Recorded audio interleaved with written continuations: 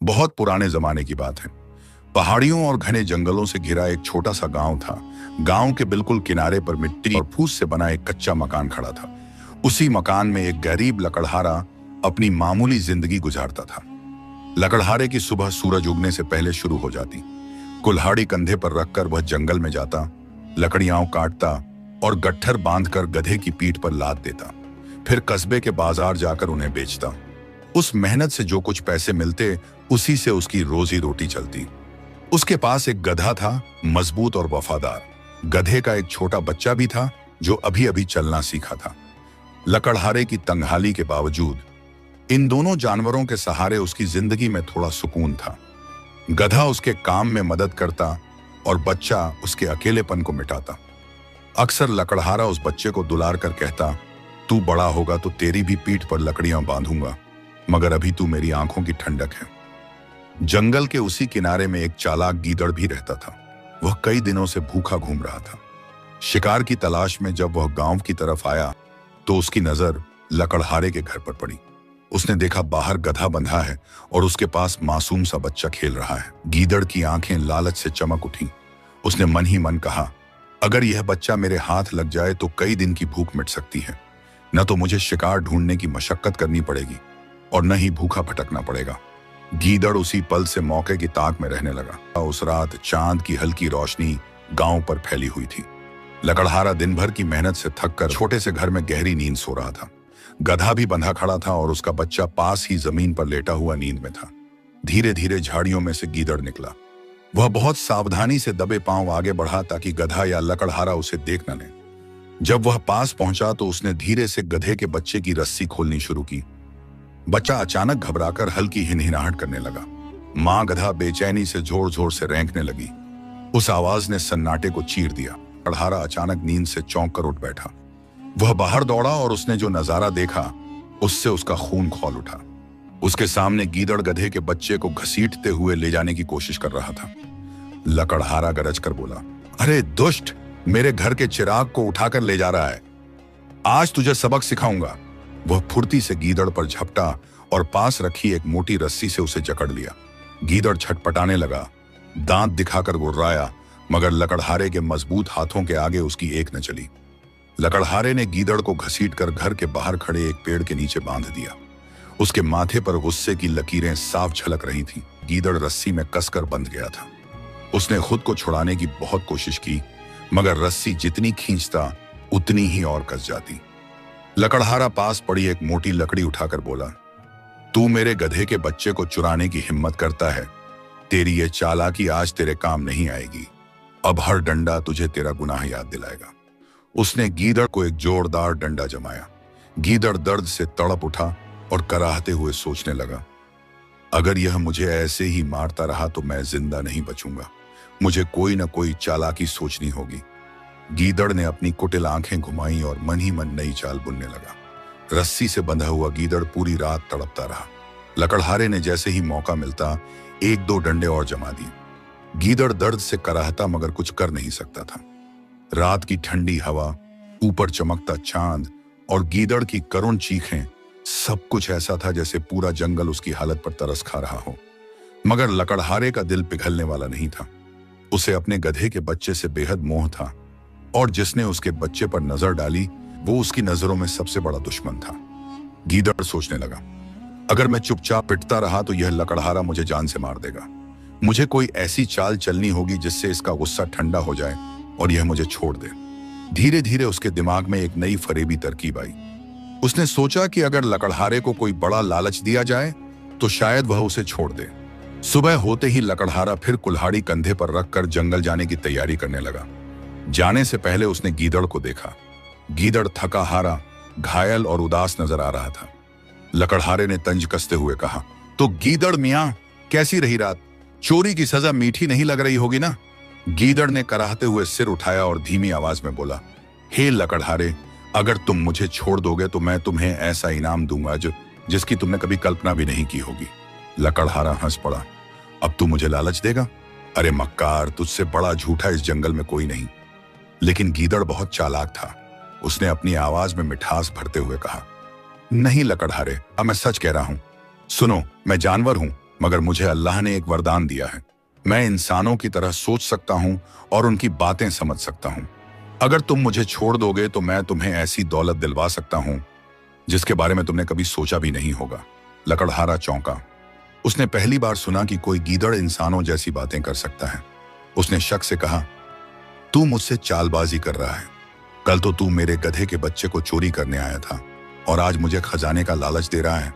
गीदड़ ने चतुराई से जवाब दिया, लकड़हारे, मैं भूख से मजबूर था, इसीलिए गलती कर बैठा। मगर मैं जानता हूं कि इस जंगल के पार एक ऐसी जगह है जहां सोने चांदी के ढेर हैं। मैं चाहता हूं कि वो दौलत तुम्हें मिले। लकड़हारे ने अपने दिल में सोचा, क्या पता यह सच कह रहा हो।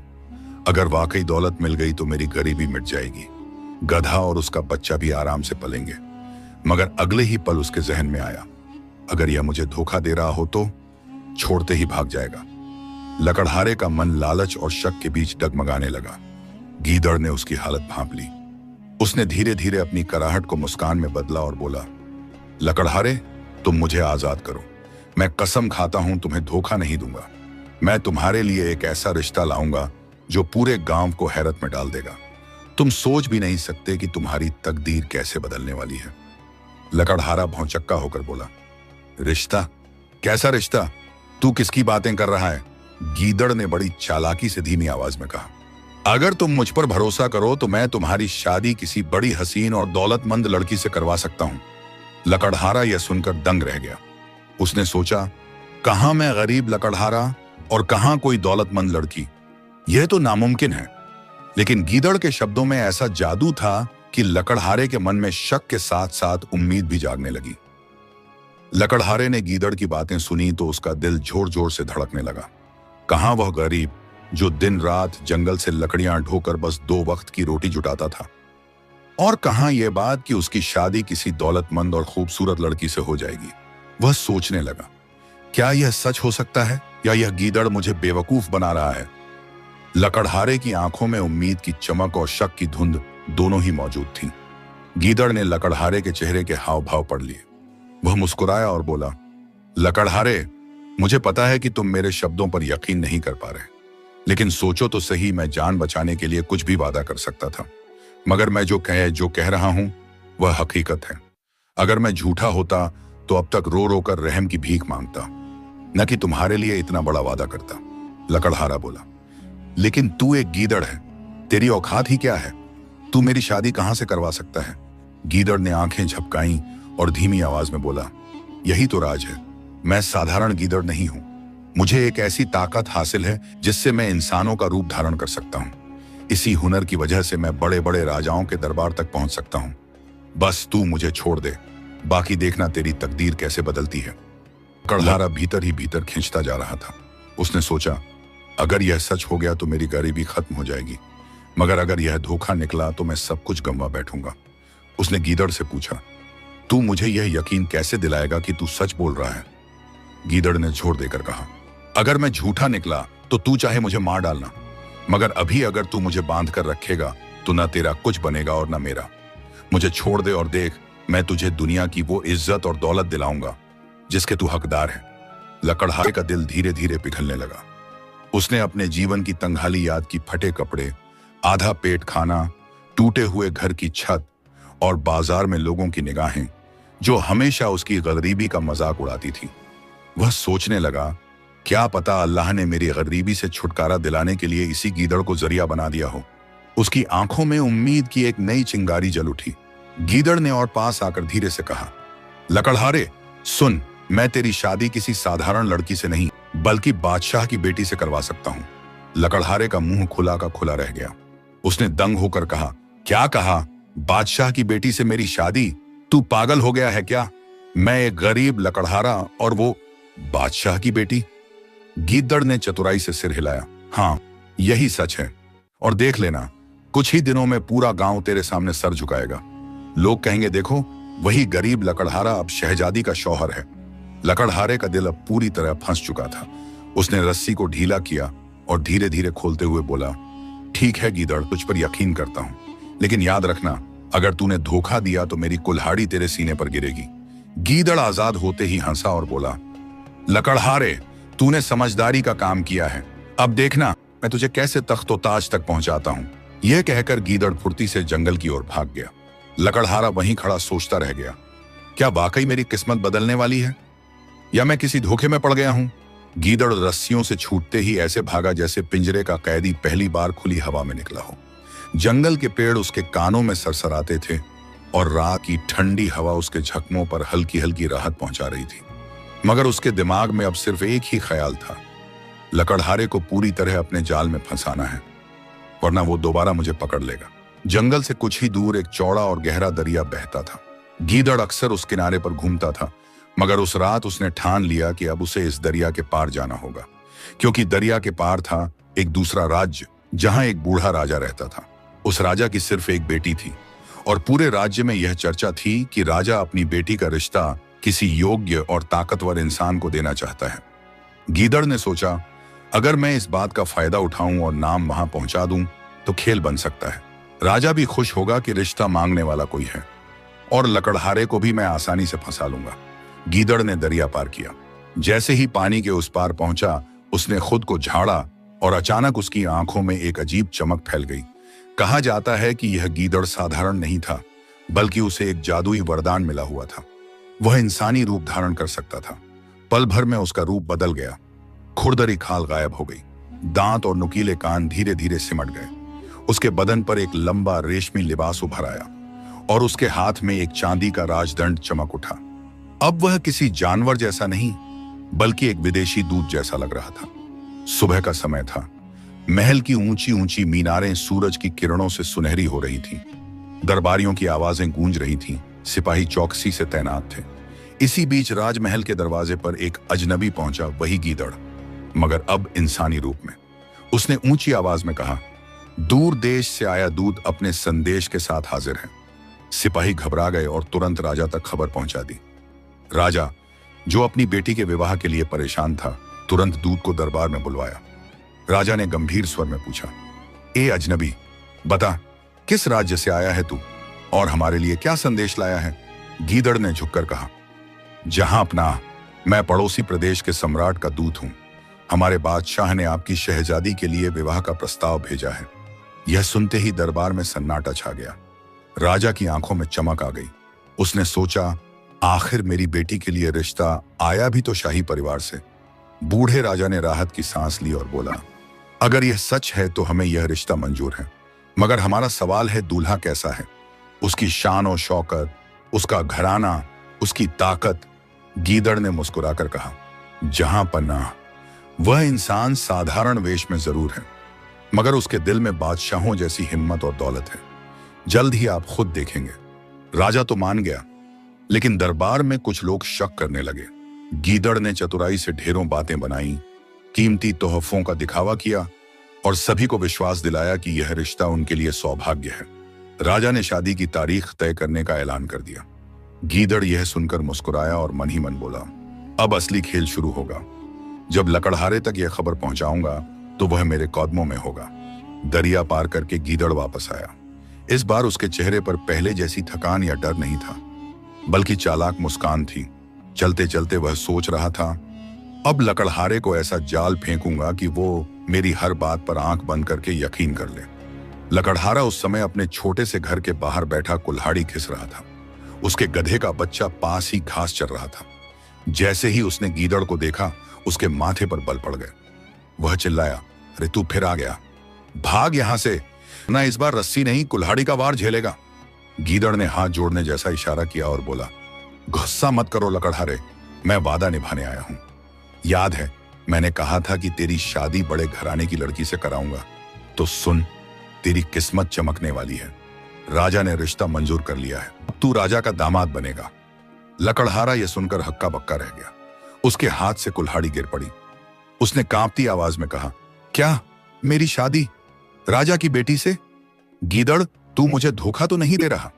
गीदड़ ने चालाकी से मुस्कुराते हुए कहा, मैंने तुझसे झूठ बोला होता तो क्या मैं दोबारा तेरे पास आता?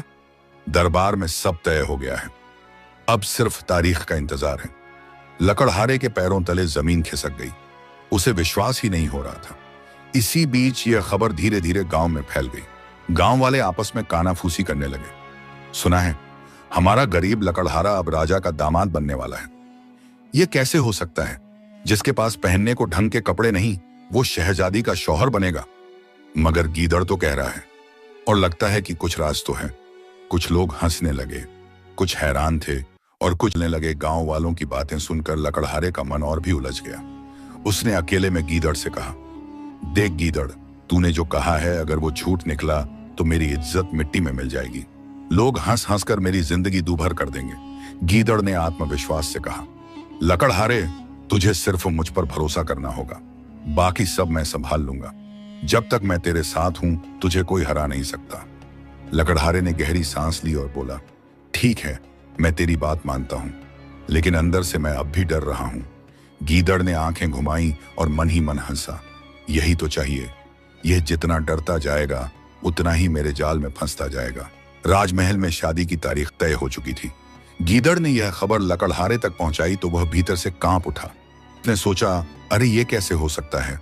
एक गरीब लकड़हारा और शहजादी का दूल्हा, कपड़े तक सही नहीं, जेब में एक कौड़ी नहीं, और मैं शाही महल में कैसे जाऊंगा? अगर सच सामने आ गया तो सब मेरा मजाक उड़ाएंगे। लकड़हारे की हालत देखकर गीदड़ ने उसे ढाढ़स बंधाया। वह बोला, लकड़हारे, डरो मत। जब तक मैं तेरे साथ हूं तुझे कोई शर्मिंदा नहीं कर पाएगा। तू बस मेरी बात मानता चला जा, बाकी सब मैं संभाल लूंगा। लकड़हारा बोला, लेकिन गीदड़, मेरे पास तो कपड़े भी नहीं।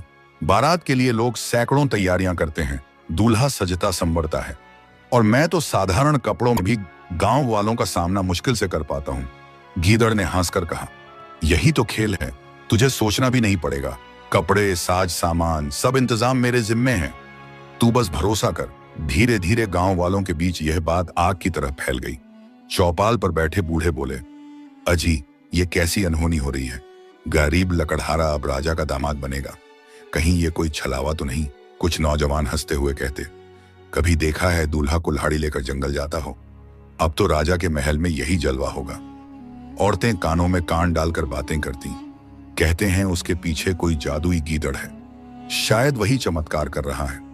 कुछ ईर्ष्यालु लोग मन ही मन जलते और कहते, अगर ये सच हो गया तो हमारे पूरे गांव की इज्जत दांव पर लग जाएगी। गांव का माहौल उम्मीद, शक और मजाक से भर चुका था। लकड़हारा रात को बिस्तर पर लेटता तो करवटें बदलता रहता। कभी सोचता, अगर सचमुच मेरी शादी हो गई तो मैं भी शाही महल में रहूंगा।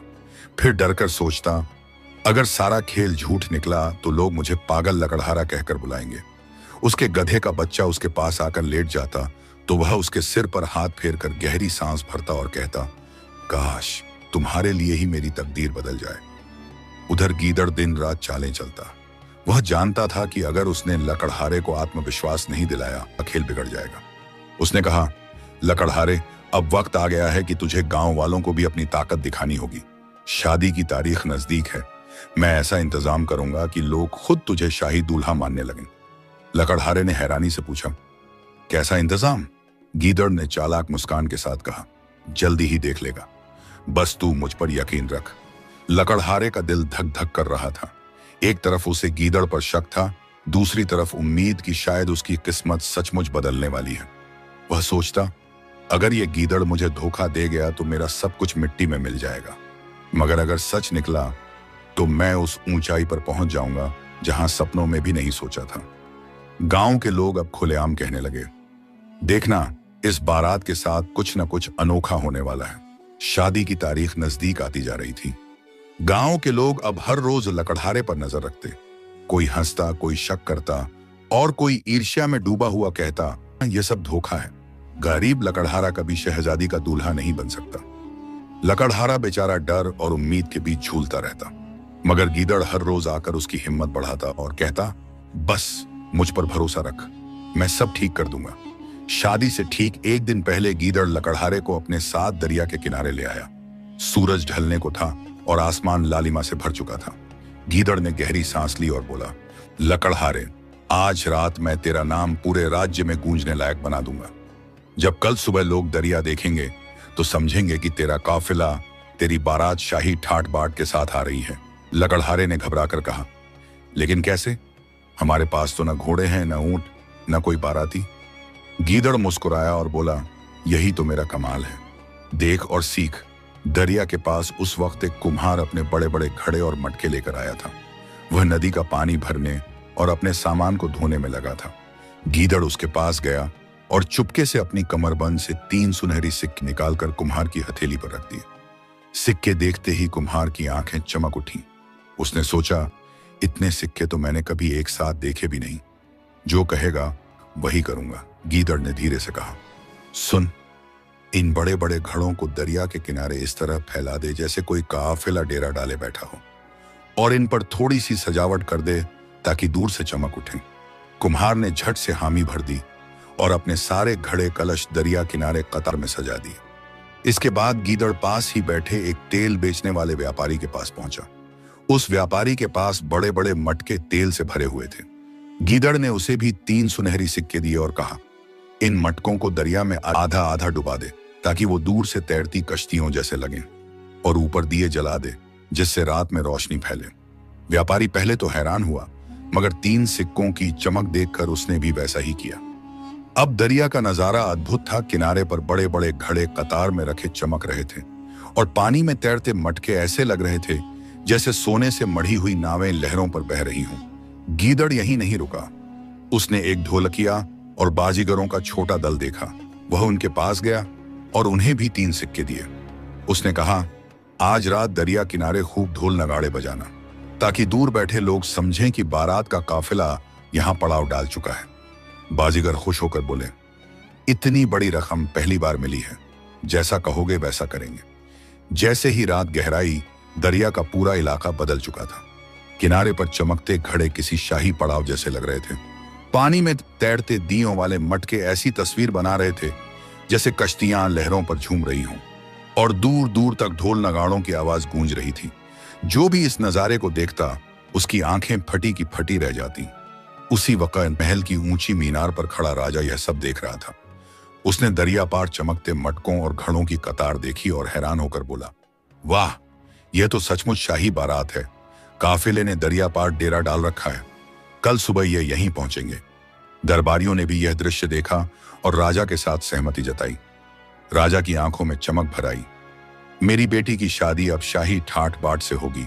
यकीनन यह रिश्ता अल्लाह का करिश्मा है। इधर दूसरी तरफ लकड़हारा वहीं किनारे पर बैठा यह सब देख रहा था। उसका दिल धक धक कर रहा था। वह सोच रहा था, यह सब तो सचमुच किसी शाही जुलूस जैसा लग रहा है, लेकिन अंदर से मैं अब भी वही गरीब लकड़हारा हूं। अगर यह खेल खुल गया तो मेरी जान भी जा सकती है। गीदड़ उसके पास आया और कान में फुसफुसाया, डर मत।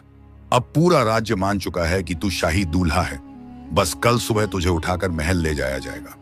लकड़हारा कांपते हुए बोला, हे अल्लाह, ये कैसी किस्मत है। मैं कहीं गिर तो नहीं रहा किसी गहरे गड्ढे में। सुबह का वक्त था। आसमान हल्की गुलाबी आभा से रंगा था।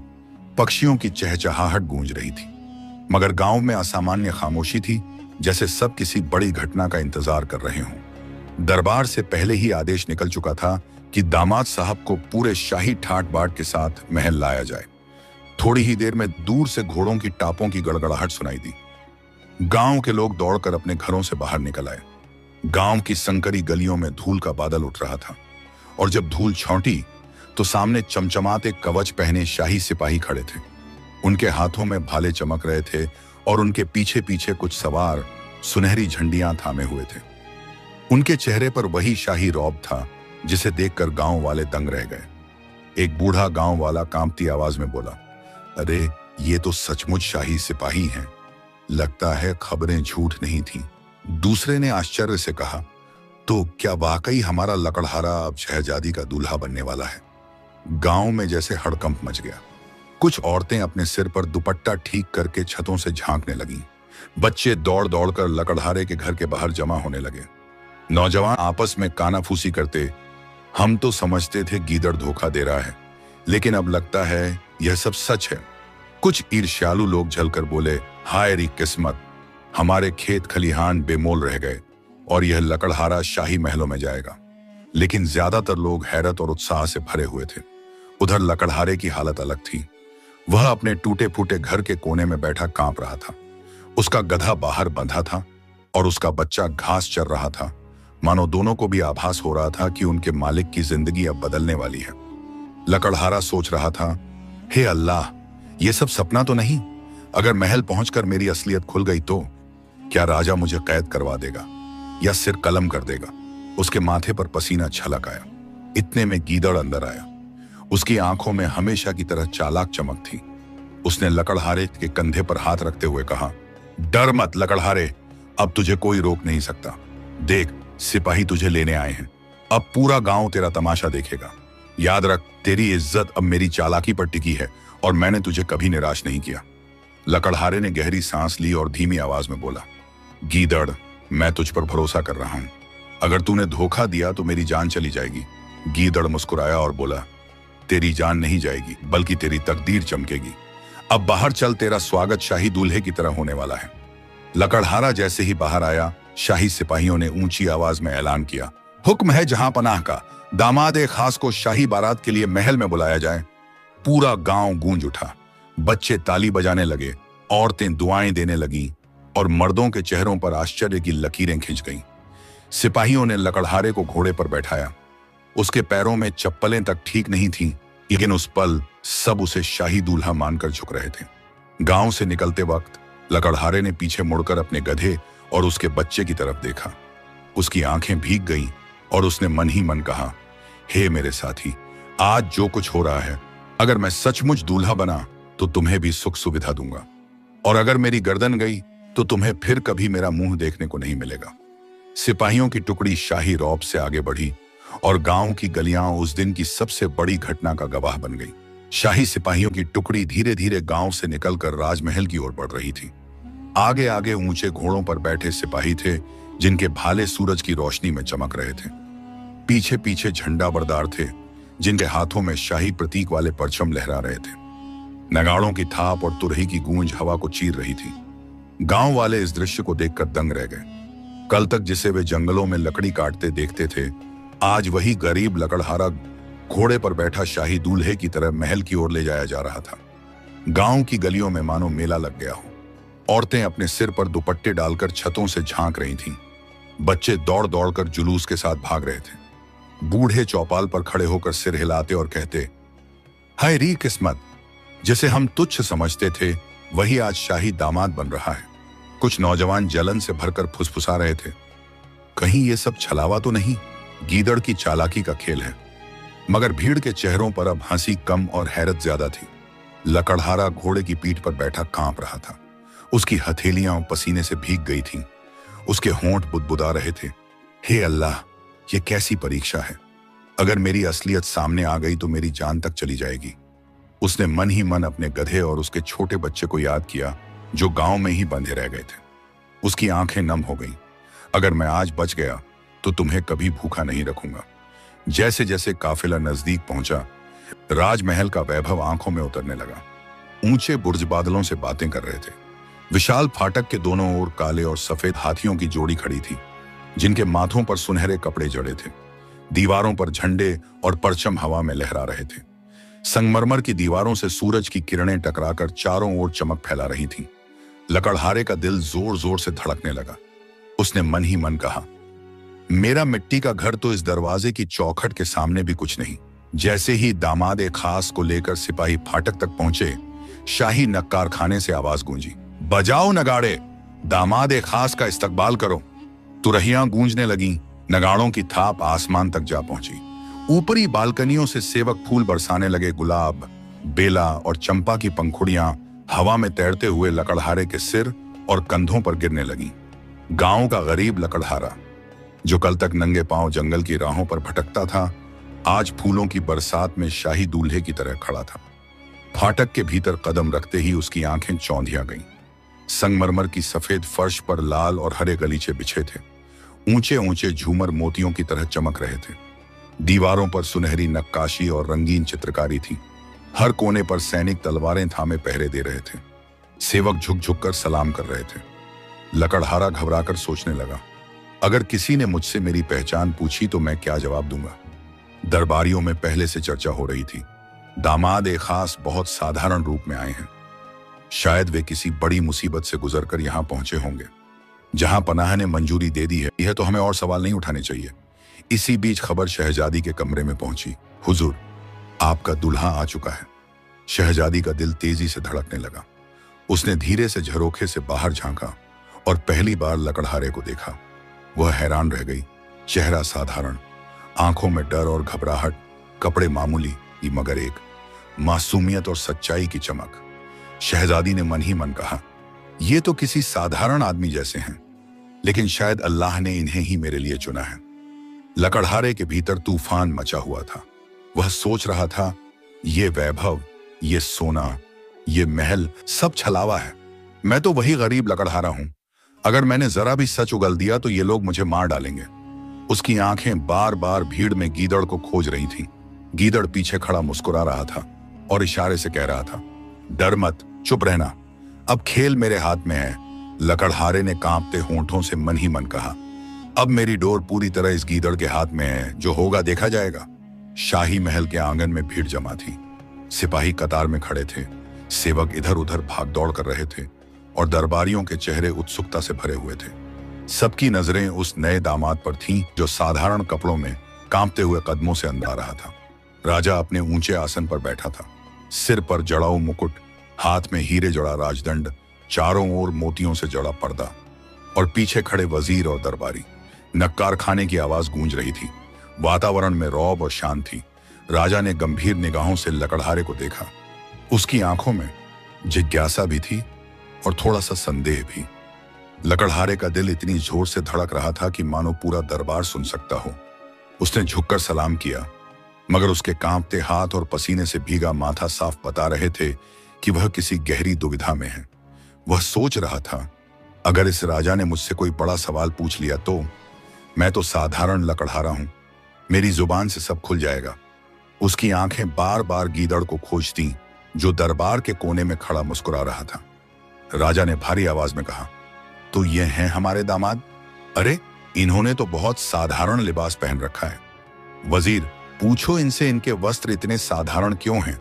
क्या रास्ते में कोई मुसीबत आ पड़ी थी? दरबारियों ने भी सिर हिलाकर सहमति जताई। चारों ओर कानाफूसी होने लगी। सचमुच ये तो आम आदमी जैसे लगते हैं, कहीं ये धोखा तो नहीं? लकड़हारे की सांसें अटकने लगीं। उसका गला सूख गया। इतने में गीदड़ आगे बढ़ा।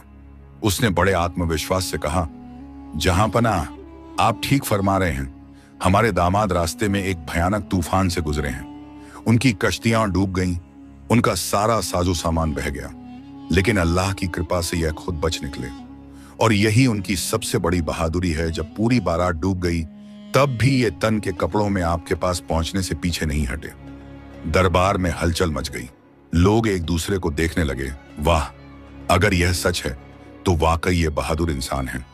राजा ने सिर हिलाया और बोला, ठीक है, जो इंसान तूफान से बचकर आ सकता है उसमें कुछ न कुछ खास तो है। फिर राजा ने मुस्कुराकर कहा, दामाद बताइए, आपका राज्य कितना बड़ा है? आपकी सेना में कितने सिपाही हैं? लकड़हारे की तो जैसे सांस ही अटक गई। हे अल्लाह, मुझे क्या पता सेना कितनी है। मैं तो बस जंगल में गधा और उसका बच्चा लेकर लकड़ियां उठाता हूं। उसके होंठ कांपने लगे। गीदड़ तुरंत बीच में आ गया और ऊंची आवाज में बोला, जहां पनाह, हमारे राजा इतने बड़े राज्य के मालिक हैं कि उनकी फौज का हिसाब लगाना भी मुश्किल है। जहां तक नजर जाए उनकी फौज का डेरा फैला हुआ है, लेकिन अफसोस, तूफान में उनका सब लुट गया। यही वजह है कि वे यहां अकेले आए हैं। राजा ने गंभीरता से सिर हिलाया। दरबारियों ने भी चुप्पी साध ली। राजा ने आखिरी सवाल किया, अगर सब डूब गया तो तुम मेरे दरबार में दामाद बनकर क्या लाए हो? कोई तोहफा, कोई निशानी? लकड़हारे के पैरों तले जमीन खिसक गई। वह सोचने लगा, हे अल्लाह, तो मेरा भेद खुल जाएगा। मेरे पास तो देने के लिए कुछ भी नहीं। उसके गले से आवाज नहीं निकल रही थी। गीदड़ आगे आया और बोला, जहां पनाह, हमारा राजा दौलत तो खो बैठा है, लेकिन वो सबसे कीमती तोहफा अपने साथ लाए हैं, अपनी जान। सोचिए, जो इंसान अपने पूरे काफिले को खोकर भी जान बचाकर पहुंचे, वो अपनी बहादुरी और हिम्मत से आपके लिए सबसे बड़ा तोहफा नहीं है क्या? दरबार में सन्नाटा छा गया। कुछ ही पलों बाद सब दरबारी एक स्वर में बोले, वाह, सही कहा, यह तो सचमुच सबसे बड़ा तोहफा है। राजा की आंखों में चमक भर आई। उसने मुस्कुराकर कहा, तुम्हारी बातें बिल्कुल सच हैं। शायद अल्लाह ने ही इन्हें मेरी बेटी के लिए चुना है। लकड़हारा वहीं खड़ा कांप रहा था। उसके माथे पर पसीना चमक रहा था, मगर भीतर से उसे थोड़ी राहत भी मिली। उसने मन ही मन कहा, आज फिर गीदड़ ने मुझे बचा लिया। लेकिन कब तक? मेरी असलियत कब तक छिपी रहेगी? दरबार में राजा का ऐलान हो चुका था। मेरी बेटी का निकाह इसी दामाद खास से होगा। तैयारियां तुरंत शुरू कर दो। पूरा महल गहमा गहमी से भर गया। सेवक इधर उधर भागने लगे। कारीगर रंग बिरंगे पर्दे और झूमर सजाने लगे। बावर्ची खाने में तरह तरह के पकवानों की खुशबू फैलने लगी। शाही महल में हर ओर उल्लास का माहौल था। मगर इस शोरगुल के बीच दो दिल ऐसे थे जो सबसे अलग हाल में थे, शहजादी और लकड़हारा। शहजादी अपने कमरे में बैठी थी। उसकी सहेलियां उसके हाथों में मेहंदी रचाने आई थीं। किसी ने हंसते हुए कहा, हुजूर, आपके दूल्हे का तो बड़ा रौब है। तूफान से बचकर अकेले ही यहां पहुंचे हैं। शायद बड़े ही बहादुर इंसान हैं। शहजादी ने धीमे स्वर में कहा, हाँ, बहादुर तो होंगे ही। मगर उसके मन में सवालों का तूफान था। वह सोच रही थी, क्यों मुझे लगता है कि इनके चेहरे पर डर है, घबराहट है।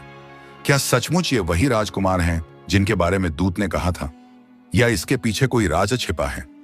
फिर वह खिड़की से बाहर झांकती और लकड़हारे को देखती।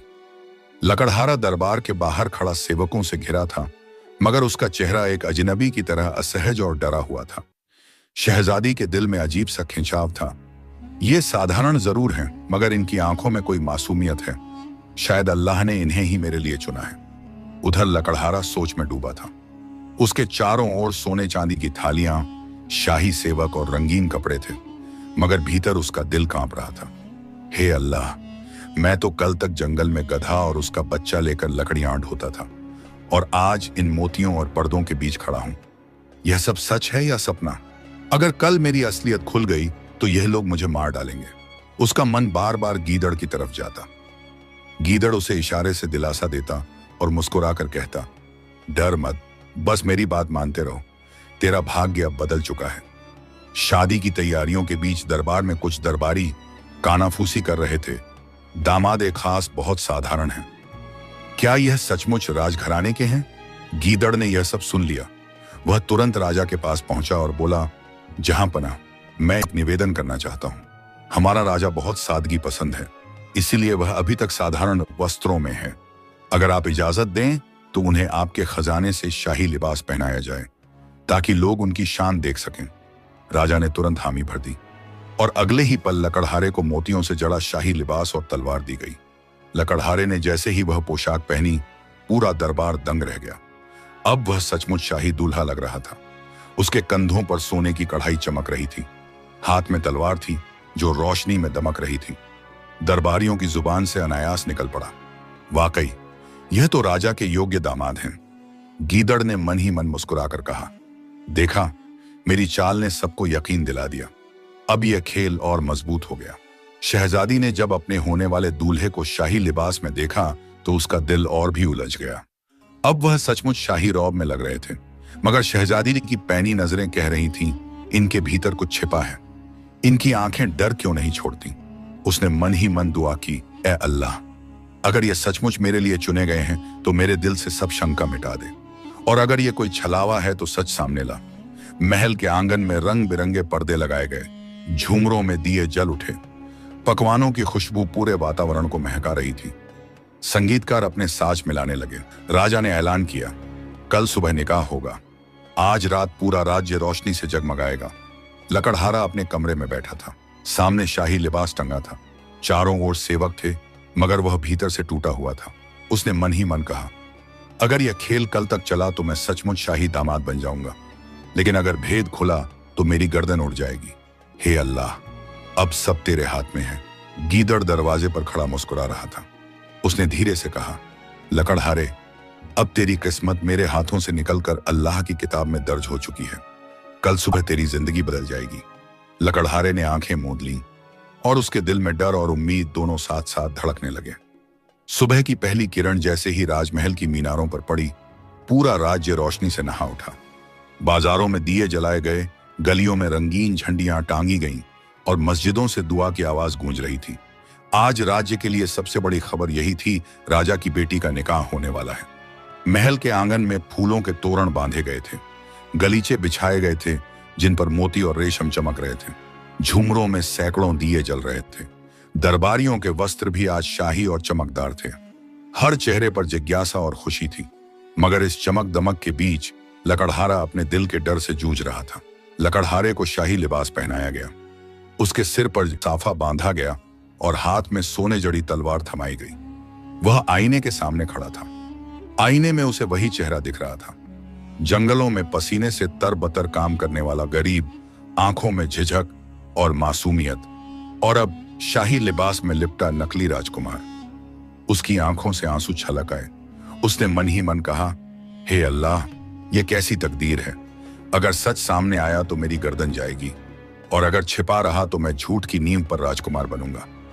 गीदड़ दरवाजे के बाहर खड़ा था, उसकी आंखों में जीत की चमक थी। उसने धीरे से कहा, लकड़हारे, आज सब कुछ बदल जाएगा। लोग तुझे राजा का दामाद कहेंगे। डर मत, चुप रहना, सच मत बोलना, बस बहाव में बहते जाना। लकड़हारे ने सिर झुका लिया। महल के सबसे बड़े आंगन में सैकड़ों लोग जमा थे। बीच में सुनहरी झूमर के नीचे दूल्हे और दुल्हन के लिए सोने की कुर्सियां रखी गईं। एक तरफ लकड़हारा बैठा था, दूसरी तरफ पर्दे के पीछे शहजादी बैठी थी। काजी साहब ने कुरान शरीफ खोला और निकाह की रस्म शुरू की। काजी ने पहले लकड़हारे से पूछा, क्या तुम शहजादी के साथ निकाह कबूल करते हो? लकड़हारे का गला सूख गया, उसके होंठ कांपने लगे। उसने दूर बैठे गीदड़ की तरफ देखा। गीदड़ ने आंखों से इशारा किया, कबूल कर ले। लकड़हारे ने कांपते स्वर में कहा, कबूल है। फिर 3 बार यही सवाल और जवाब हुआ। पर्दे के पीछे बैठी शहजादी भी यही सोच रही थी। ये साधारण जरूर हैं, लेकिन इनकी आंखों में कुछ सच्चाई है। क्या अल्लाह ने इन्हें ही मेरा हमसफर बनाया है? अगर इनकी असलियत छिपी है तो अल्लाह ही उसे सामने लाएगा। उसने भी धीमी आवाज में कहा, कबूल है। और इस तरह निकाह की रस्म पूरी हो गई। राजा बहुत प्रसन्न था। उसने ऐलान किया, आज से यह दामाद खास मेरे राज्य का हिस्सा हैं। यह मेरे साथ राजकाज में हाथ बटाएंगे। भीड़ में तालियों और दुआओं की आवाज गूंज उठी। लकड़हारे का दिल अब भी कांप रहा था। वह सोच रहा था, सब तो मान गए, मगर यह झूठ कब तक चलेगा? सच सामने आया तो क्या होगा? उसके माथे पर पसीना छलक रहा था। निकाह के बाद गीदड़ राजा के पास पहुंचा और बोला, जहां पनाह, एक अर्ज है। हमारे दामाद का सारा परिवार और दौलत तूफान में डूब गई। अब वे तन्हा रह गए हैं। अगर आप इन्हें यहीं अपने पास रखेंगे तो ये आपके लिए सहारा भी बनेंगे और शहजादी भी आपके करीब रहेंगी। राजा ने कुछ देर सोचा और फिर मुस्कुराकर कहा, हाँ, यही ठीक है। अब से दामाद खास यही महल में रहेंगे। इस तरह गीदड़ ने खेल पूरा कर दिया। लकड़हारा, जो कल तक जंगलों में गधा और उसका बच्चा लेकर लकड़ियां ढोता था, आज शाही महल में शहजादी का शौहर और राजा का दामाद बन गया। उसके दिल में अब भी डर था, मगर साथ ही अल्लाह का शुक्र भी था। उसने मन ही मन कहा, हे अल्लाह, तू ही जानता है कि मैं कौन हूं। अगर तूने मुझे यह इज्जत दी है तो इसे संभालने की तौफीक भी दे। कुछ दिन तक गीदड़ महल में इल्ची बनकर रहा। फिर एक रोज वह लकड़हारे के पास आया और बोला, मैंने अपना वादा पूरा किया, अब मैं अपने साथियों के पास लौट रहा हूं। लकड़हारे ने उसे रोकने की कोशिश की, मगर गीदड़ जंगल की ओर लौट गया। उसकी चालाक आंखों में अब भी एक चमक थी, मानो कह रहा हो, देखा, मैंने तुझे गरीब से शाही बना दिया। और सबक, लकड़हारे की किस्मत बदल गई, मगर उसका दिल हमेशा अल्लाह से दुआ करता रहा, मेरी जिंदगी झूठ और धोखे से नहीं, बल्कि सच्चाई और नेकी से आगे बढ़े।